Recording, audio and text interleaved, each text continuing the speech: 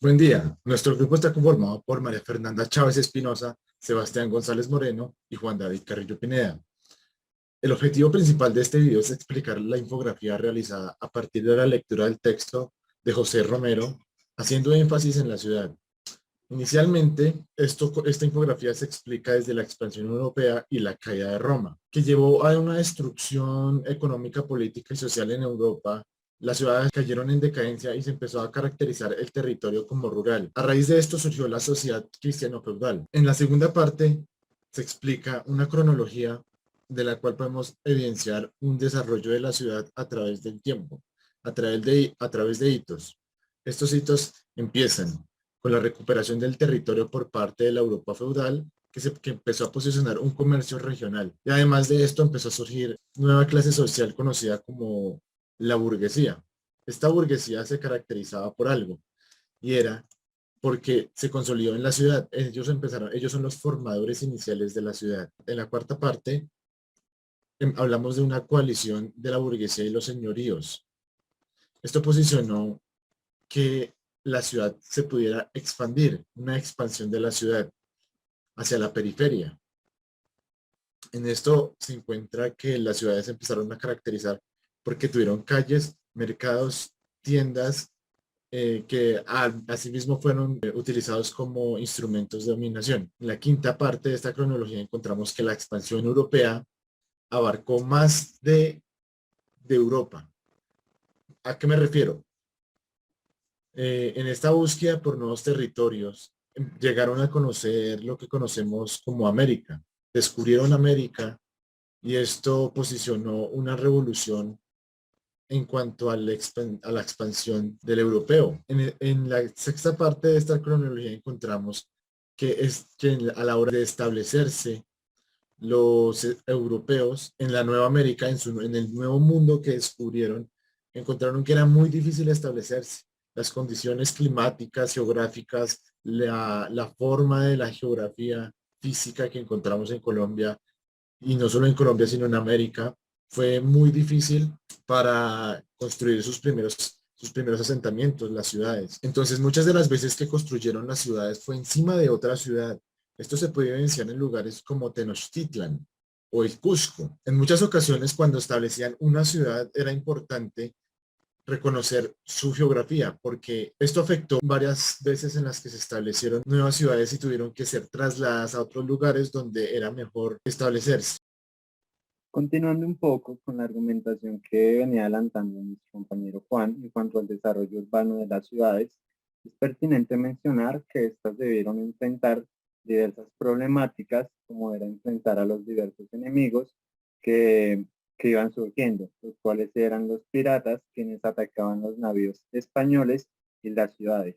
Además de esto, cabe tener en cuenta que se debía prevenir los levantamientos indígenas que se iban suscitando en estas épocas.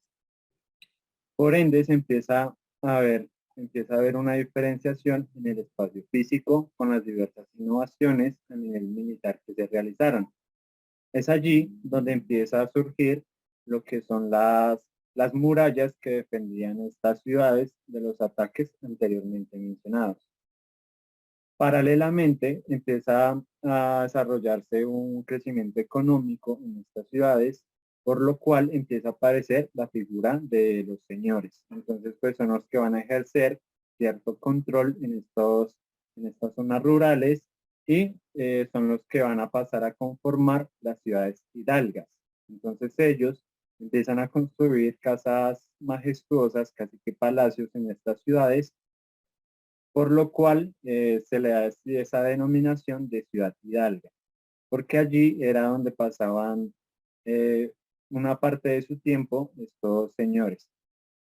Entonces, pues allí cabe mencionar que en estas ciudades había, a pesar de que las casas eran majestuosas, las calles eran de arena, eran muy precarias y la iluminación era también precaria. Entonces, a raíz de esto empiezan a surgir diferencias entre ciudades como Lima y México en comparación con otras menores como lo fue Bogotá y Guatemala en cuanto a número de habitantes, superficie edificada y nivel de vida.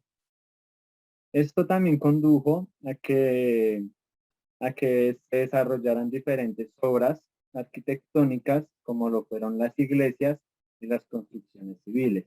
Entonces, pues, en cuanto a las iglesias, estas, a medida que se iban cayendo por los materiales tan precarios, pues iban levantando otras mucho mejores.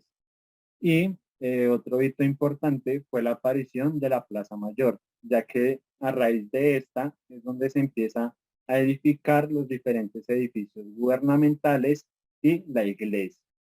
Y también en los alrededores de la Plaza Mayor se empezaron a sentar las personas adineradas de esta época. Eh, y luego de que surgen las personas adineradas a los alrededores de la Plaza Mayor, se empieza a dar un fenómeno de edificación importante que fueron la creación de los suburbios, los cuales eran pues grupos marginados que se situaban a los alrededores de estas zonas. Y pues también como un hecho importante es que las construcciones religiosas van a pasar a ser un hito importante en esta época. Bueno, en el siguiente capítulo llamado Las ciudades criollas, Romero nos habla sobre cómo en las ciudades latinoamericanas empieza a crecer la economía y empiezan a surgir nuevas ideas sociales y políticas gracias a las ideas ilustradas que por el entonces acudían a Europa. El ascenso de la burguesía criolla se da gracias a algunos factores importantes. Por ejemplo, al desarrollo mercantilista que se consolidó en las ciudades latinoamericanas y al crecimiento poblacional por parte de los criollos o nacidos en América. Pero Romero no se refiere solo a los criollos, sino se refiere a un crecimiento de todas las casas en general, mestizos, indígenas, mulatos, etcétera. No hubo solo crecimiento en números, sino que crecieron en significación social, lo cual evidenció una crisis en la sociedad barroca. La significación social de las castas los llevó a incorporarse a la nueva sociedad, ya que ocupaban cargos que los blancos evitaban para no mezclarse con los grupos considerados sometidos.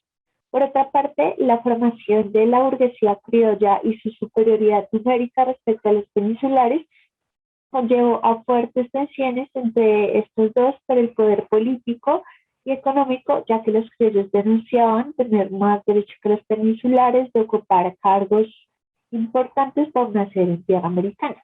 El progresivo desarrollo de la sociedad criolla llevó al incremento de la actividad comercial y con ello la renovación de la fisonomía de las ciudades.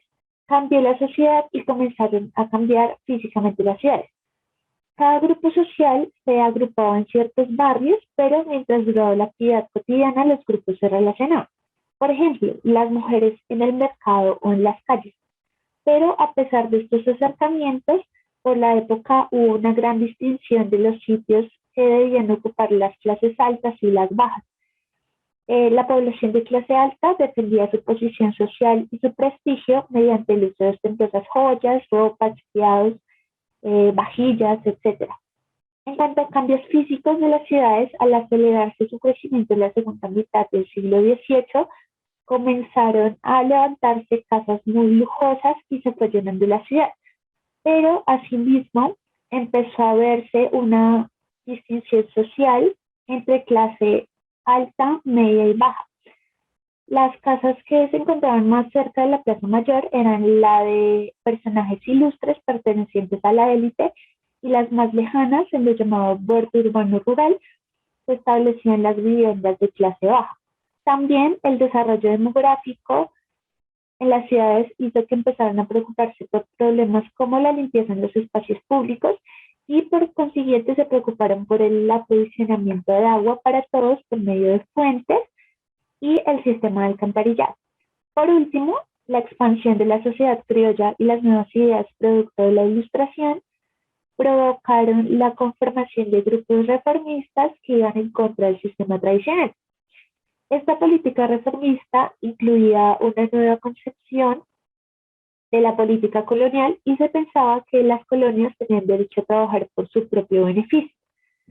Estas ideas reformistas Pronto se convirtieron en ideas revolucionarias e inició una ola de insurrecciones anticoloniales, lo que provocó desconfianza de los peninsulares hacia la élite criolla, quienes no estaban contentos con esto. Esto desencadenó una serie de movimientos revolucionarios, como por ejemplo el movimiento comunero, que es muy conocido, y este fue el inicio de ideas emancipadoras que años después culminan con la independencia total del yugo español en tierras americanas, en parte gracias a las burguesías criollas y al pueblo. Muchas gracias. Esta fue nuestra infografía. Hasta una próxima oportunidad.